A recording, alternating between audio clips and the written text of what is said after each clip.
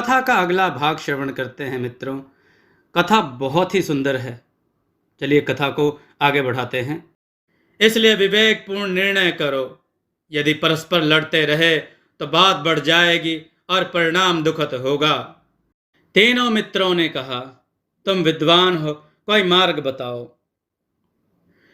मंत्रवेत्ता ब्राह्मण ने कहा, यह निर्णय इसे सुंदरी पर छोड़ दो। जिसे यह पति के रूप में स्वीकार करे उसी की पत्नी। यह युग धर्म के अनुकूल भी है।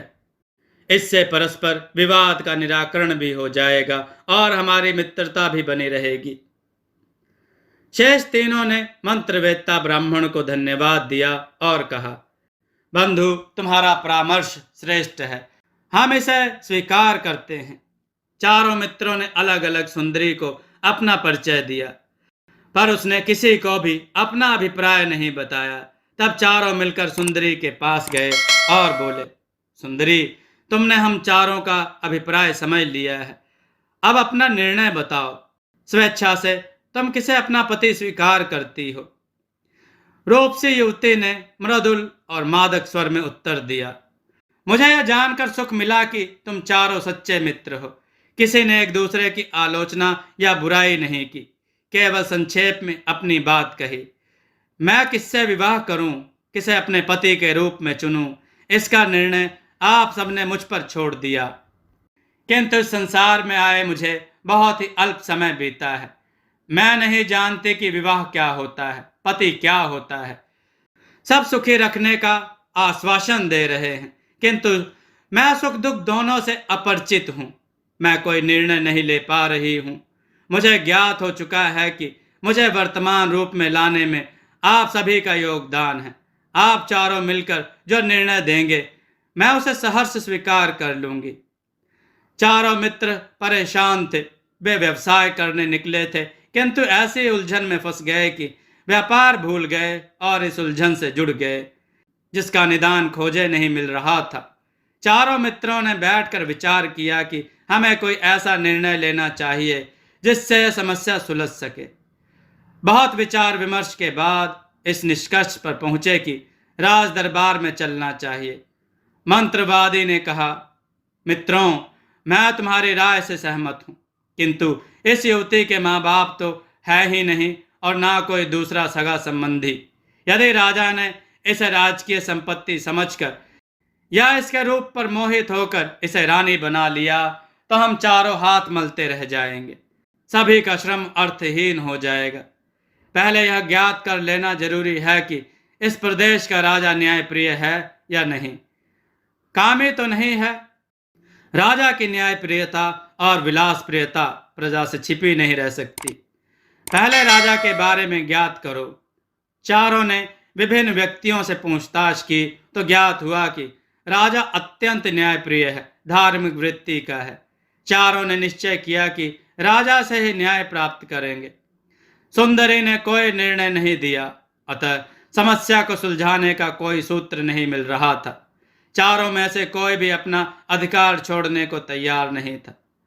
मंत्रवादी ने सोचा, मैं अपनी मंत्र शक्ति से इसके अस्तित्व को ही समाप्त कर दूं तो पुनः काष्ठ प्रतिमा के रूप में परिवर्तित हो जाएगी और विवाद ही समाप्त हो जाएगा। किंतु वह अपने विचार को मूर्त रूप नहीं दे पा रहा था। वह विद्वान था, प्रत्येक कार्य के गुण दोष पर विचार करता था। भाग्य से काष्ठ प्रतिमा मेरी मंत्र शक्ति से नारी के रूप में परिवर्तित हो गई है। किसी अज्ञात शक्ति ने उसे जीने का अधिकार दे दिया है। मैं अब उसे छीनने वाला कौन होता हूँ? मंत्र शक्ति का उपयोग निर्माण के लिए किया जा सकता है, विनाश के लिए मंत्र शक्ति का उपयोग करना वर्जित है। अहिंसा ही परमो धर्म है। सभी धर्मों में अहिंसा का स्थान सर्वोपरि है। स्वार्थ के लिए मैं अपना धर्म क्यों छोड़ूं? मेरी मंत्र शक्ति से यह नारी काष्ठ प्रतिमा के रूप में परिवर्तित ना होकर मृत देह में परिवर्तित हो गई तो हत्या का अपराधी समझा जाऊंगा। सभी देख रहे हैं कि 4 पुरुष और 1 नारी यात्रा कर रहे हैं। हत्या के अपराध की सजा मृत्यु दंड भी हो सकती है। यदि मेरी मंत्र शक्ति से यह काष्ठ प्रतिमा के रूप में परिवर्तित हो गई तो तीनों मित्र नाराज हो जाएंगे, क्रोधित होकर मारपीट भी करेंगे अरे, मैं भी कैसा मूर्ख हूं जो अनिष्ट बात सोचता हूं। अभी जब निर्णय ही नहीं हुआ तो निराश होने की क्या आवश्यकता। राजधानी काफी दूर थी। कम से कम 2 माह का समय राजधानी पहुंचने हेतु चाहिए था। चारों ने निर्णय किया कि राजधानी पहुंचने के पूर्व सबको व्यापार करना चाहिए। जो संपत्ति साथ लाए थे वह धीरे धीरे समाप्त हो रही थी। यदि कोई व्यवसाय नहीं किया तो भूखों मरने की नौबत आ जाएगी। समस्याएं अंतहीन होती हैं। इस सुंदरी को लौकिक जीवन का कोई ज्ञान नहीं है। यदि यह कहीं चली गई तो इसे खोजना कठिन हो जाएगा। यह किसकी पत्नी हो, जब तक इसका निर्णय नहीं हो तब तक तीनों व्यक्ति आजीविका कमाएंगे और मंत्रवेत्ता इसे शिक्षा देगा और देखभाल करेगा। चारों मित्र एवं अनामिका चलते चलते राजधानी पहुंचे। राजा से भेंट करना बहुत कठिन कार्य था। चारों मित्र एवं अनामिका चलते चलते राजधानी पहुंचे। राजा से भेंट करना बहुत कठिन कार्य था। द्वारपाल प्रवेश की अनुमति ही नहीं दे रहा था। स्वर्णकार ने द्वारपाल से कहा, भाई, तुम्हारी यदि दक्षिणा लगती हो तो ले लो। द्वारपाल ने उत्तर दिया, इस बार तो मैं तुम्हें क्षमा करता हूं, किंतु दूसरी बार यदि तुमने यह बात दोहराई तो इस अनैतिक कार्य के लिए दंडनायक के समक्ष प्रस्तुत कर दूंगा। 2-4 वर्ष कारावास में रहोगे तो घूस देना भूल जाओगे और तुम्हारी भ्रष्ट बुद्धि ठीक हो जाएगी। भाग जाओ। चारों मित्रों ने कहा, हमें महाराज से न्याय कराना है, हम बहुत दूर से आए हैं। द्वारपाल ने कहा, तुम किस बात का न्याय कराना चाहते हो? तुम्हारी किसी वस्तु की चोरी हो गई है, किसी ने तुम्हें धोखा दिया है या मारपीट की है? तुम किस बात की शिकायत करना चाहते हो? चारों मित्रों ने कहा, ऐसी कोई बात नहीं है, हम तुम्हें बता भी नहीं सकते। द्वारपाल बोला, भाग जाओ, व्यर्थ में समय बर्बाद मत करो। चारों मित्र और अनामिका एक धर्मशाला में रहने लगे। वे प्रतिदिन राज दरबार में जाने का प्रयत्न करते, किंतु अपनी समस्या किसी को बता नहीं पाते। नगर में कोई भी उनकी सहायता करने को तैयार नहीं था। एक दिन चारों मित्र एवं अनामिका नगर के एक उद्यान में घूम रहे थे। दैवयोग से नगर का दंड अधिकारी भी उद्यान में आया था। उसने उद्यान में 4 युवकों को एक अत्यंत सुंदर युवती के साथ देखा तो उसके मन में शंका उत्पन्न हो गई। दंड अधिकारी ने चारों युवकों से पूछा, तुम कौन हो, कहाँ से आए हो, यह सुंदरी तुम्हारी कौन है? उस प्रभावशाली व्यक्ति के प्रश्न सुनकर चारों मित्र भयभीत हो गए। मंत्रवेत्ता ने साहस करके कहा, श्रीमान, हम शंखनगर के निवासी हैं और धनोपार्जन करने निकले हैं। मेरा नाम वेद प्रकाश है। मैं मंत्र तंत्र जानता हूँ। दूसरे मित्र की ओर संकेत कर बोला, यह अद्भुत काष्ठ शिल्पी है, इसका नाम रामदास है। तीसरे आभूषण बनाने में कुशल है, इसका नाम लालचंद। इतने में दंडाधिकारी बोला, अब अपना परिचय रहने दो और यह बताओ कि यह सुंदरी कौन है, कहाँ की रहने वाली है, इसके माँ बाप का नाम क्या है? दंडाधिकारी का प्रश्न सुनकर चारों सन्नाटे में आ गए। इसका गांव, माता पिता का नाम, इससे क्या संबंध है आदि का क्या उत्तर दे? चारों मौन हो गए। दंडाधिकारी की शंका और भी बढ़ गई। उसने कहा, बताते हो या नहीं, या तुम्हें कारावास में भेज दिया जाए। चारों व्यक्ति कांपने लगे। काष्ठ शिल्पी ने कांपते कांपते सुंदरी के जन्म की कथा सुनाई। सुनकर दंडाधिकारी काफी देर तक हंसता रहा, फिर बोला, सूरज शक्ल से तो तुम चारों भले मानुष लगते हो, तुम्हें तो झूठी कहानी भी गढ़नी नहीं आती। कौन तुम्हारी इन बेसिर पैर की बातों पर विश्वास करेगा? सच सच बोलो, अन्यथा कठोर दंड मिलेगा, फिर तुम झूठ बोलना भूल जाओगे। चारों भय से कांपने लगे। बोले, श्रीमान, हम झूठ नहीं बोल रहे हैं। हमने न्याय करने के लिए स्वयं ही महाराज के पास जाना चाहा, किंतु द्वारपाल हमें जाने ही नहीं देता। दंड अधिकारी ने कहा, मेरा काम तो दंड देना है, न्याय तो स्वयं सम्राट ही करेंगे, किंतु तुम्हारी बातें विश्वास करने योग्य नहीं है। कहाँ ठहरे हो?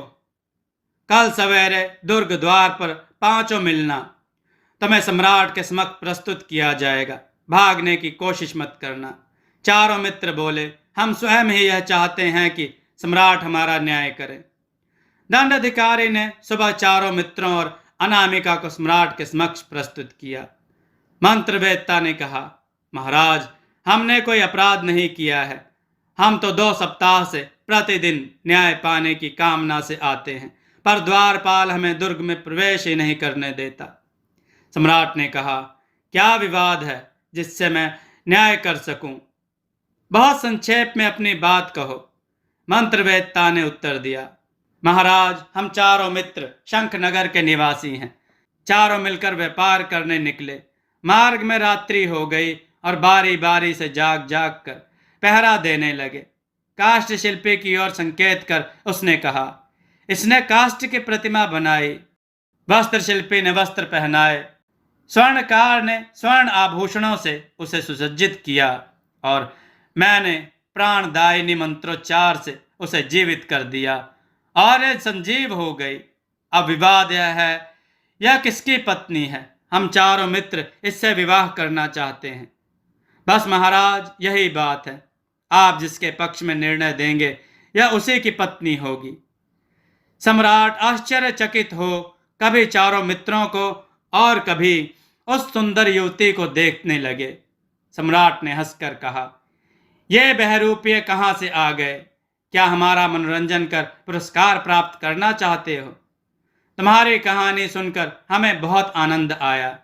इन्हें इनाम देकर यहाँ से भगाओ, राजा ने मंत्री से कहा।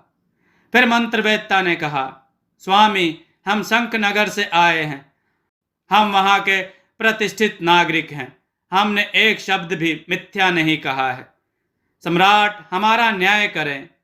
सम्राट ने कहा, ऐसी कपोल काल्पनिक बातें हमने ना तो देखी हैं ना सुनी हैं। फिर उन्होंने युवती से पूछा, क्या नाम है तुम्हारा? युवती ने उत्तर दिया, स्वामी, मेरा नाम अनामिका है। सम्राट ने कहा, तुम्हारे माँ बाप का क्या नाम है? तुम किस देश की निवासिनी हो? अनामिका ने कहा, मुझे पता नहीं मेरे माता पिता कौन हैं। मैंने तो इसी अवस्था में जंगल में होश संभाला और इन्हें परस्पर झगड़ते पाया। चारों मुझे अपनी अपनी पत्नी बनाना चाहते हैं। इन्होंने ही मेरा नाम अनामिका रखा है। मैं इससे अधिक कुछ नहीं जानती। यह सब सुनकर सम्राट हंसते रहे। फिर उन्होंने सोचा, यह संसार विस्तृत और विशाल है। इसमें आश्चर्यचकित करने वाली घटनाएं घटित होती रहती हैं। इनकी बातों से लगता है कि यह धूर्त नहीं है, सभ्य नागरिक हैं। इनकी समस्या का समाधान राज्य के विद्वान ही कर सकते हैं। सम्राट ने कहा, जाओ, 3 दिन पश्चात विद्वानों की बैठक रखी जाएगी। वे ही तुम्हारा न्याय करेंगे।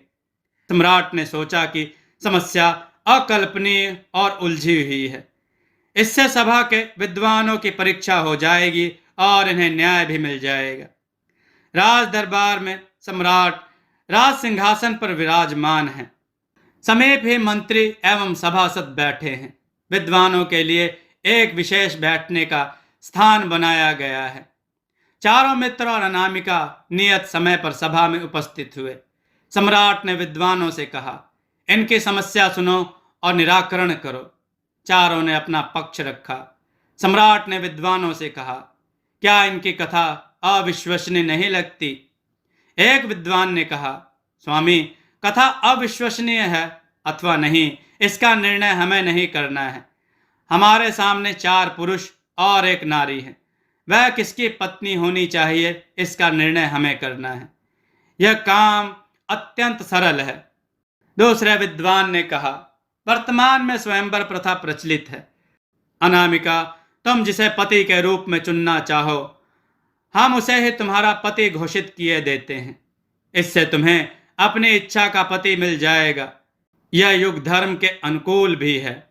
अनामिका ने न्यायकर्ताओं को संबोधित करके कहा, मैं वचनबद्ध हूं कि सम्राट द्वारा किया गया न्याय ही स्वीकार करूंगी।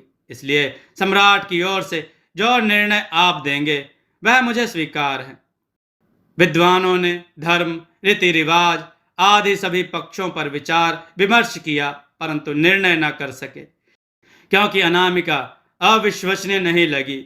उसके माता पिता का पता, न गांव का पता। विक्रमादित्य ने घट से प्रश्न किया, हे घट, बताओ अनामिका किसकी पत्नी होनी चाहिए? जलकुंभ ने कहा, निर्जीव वस्तुओं का कोई मूल्य नहीं होता। मंत्रवेत्ता ने सुंदरी अनामिका में प्राणों का संचार किया, जीवन दान दिया। वह मंत्रवेत्ता ब्राह्मण ही उसका वास्तविक पति है। कुंभ का उत्तर सुनकर लीलावती का मुख क्रोध से लाल हो गया। इसके पूर्व की विक्रमादित्य उससे न्याय करने के लिए कहे, क्रोधित स्वर में बोली, हे मूर्ख, मिट्टी की देह की तरह तेरी बुद्धि भी मिट्टी जैसी है। जैसा तूने उत्तर दिया है उस दृष्टि से तो तुझे जीने का कोई अधिकार नहीं। कुंभ में बैठा बैताल तत्काल विक्रम के पास लौट आया। राजकुमारी लीलावती को कुंभ का उत्तर सहन नहीं हुआ और उसने कुंभ को ठोकर मारी, जिससे वह टूट गया और चारों ओर जल बिखर गया। कार्य की सिद्धि हो चुकी थी। विक्रमादित्य ने कहा, आपको क्रोध नहीं करना चाहिए, क्रोध में विवेक नहीं रहता। आप इतने बड़े राज्य की स्वामिनी हो, आपको न्याय करना है, क्रोध छोड़कर न्याय कीजिए। लीलावती ने कहा, घट ने खोटा न्याय दिया है, इसलिए मैंने इसको दंड दिया है। काष्ठ शिल्पी उसका पति नहीं हो सकता। वस्त्र भाई की ओर से बहन को भेंट किए जाते हैं, भाई बहन को चुंदड़ी ओढ़ाता है, अतः वस्त्रदाता उसका भाई माना जाएगा। किसी भी समाज में बहन भाई का विवाह नहीं होता, यह वर्जित की श्रेणी में आता है। मंत्रवेत्ता ने सुंदरी को मंत्र दिया था, अतः वह उसका गुरु हुआ। गुरु और शिष्या में विवाह नहीं हो सकता।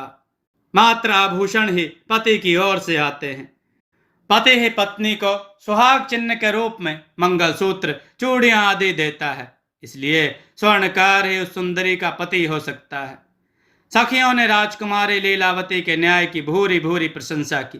प्रशंसा सुनकर लीलावती प्रसन्न हुई, पर क्षण भर में उसका मुख हार के भय से भयभीत हो उठा कि वह 3 बार बोल चुकी है। यह पुरुष जो परीक्षा देने आया है कोई अलौकिक व्यक्ति लगता है। इसके कहने पर दीपक, पुष्प पात्र, जलकुंभ बोलते हैं। इसका रहस्य समझ में नहीं आता। प्रतीत होता है अब मेरी हार निश्चित है, किंतु इसका रहस्य जानना चाहिए। रात्रि का अंतिम पहर प्रारंभ हो गया। दुर्ग से घोषणा के रूप में सेवकाओं ने नगाड़े पर चोट लगाई। स्नेही सखियों ने बजाया ढोल। लीलावती बोली, तीसरा बोल। मित्रों, यह कथा आपको कैसी लग रही है कमेंट में जरूर बताइएगा। आगे की कथा सुनना चाहते हैं कमेंट में जरूर लिखिएगा।